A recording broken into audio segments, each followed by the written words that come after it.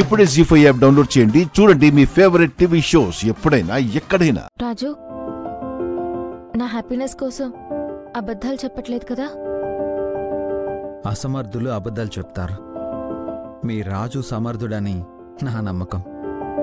నా నమ్మకం కూడా నా రాజు సమర్థుడే.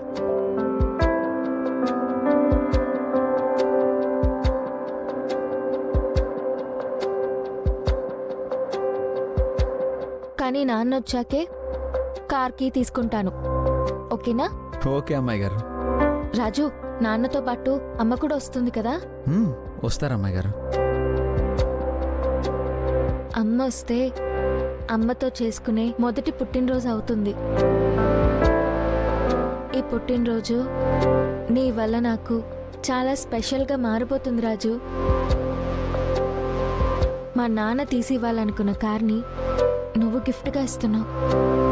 మా అమ్మా నాన్నల్ని నా పుట్టినరోజుకి తీసుకొని వస్తున్నావు.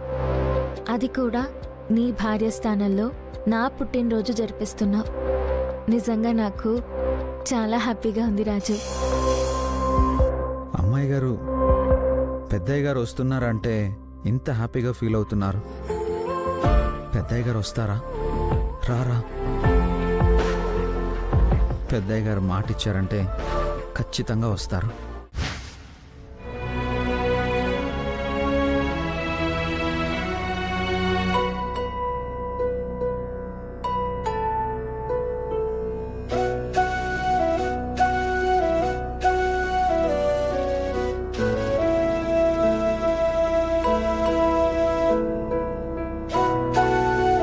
మీ బిడ్డ పుట్టినరోజు ఫంక్షన్కి పోతారా సారు? సారు, ఏంటి సారు పరధ్యానంగా ఉన్నారు? ఏం లేదు పద్మావతి గారు, ఏవో చెడు ఆలోచనలు. మీ బిడ్డ గురించి ఆలోచిస్తా ఉండారా? నాకు అలాంటి వాళ్ళు ఎవరు లేరు పద్మావతి గారు.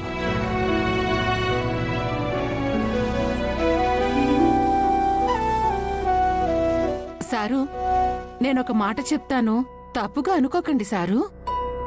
నా మొగుడు కూడా మీలాగే మొండోడు సారు.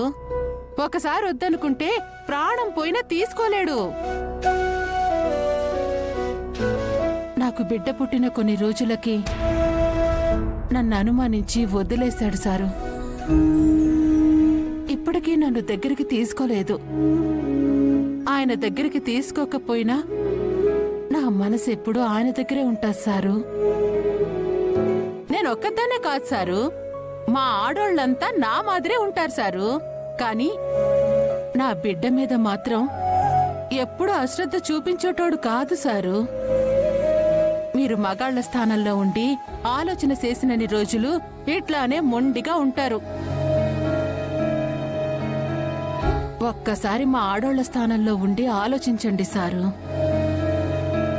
మీ ఇంట్లో ఇన్ని దినాలుగా ఉండాను కదా, నాకు కూడా కొంచెం కొంచెం తెలుసు సారు. మీ బిడ్డ చాలా గొప్పది సారు. మీ దగ్గరున్నన్ని రోజులు ఎప్పుడు అమ్మ కావాలి అని ఏడవలేదంట కదా సారు. జీ5 యాప్ డౌన్లోడ్ చేసి అన్ని ఎపిసోడ్స్ పూర్తి ఉచితంగా చూడండి.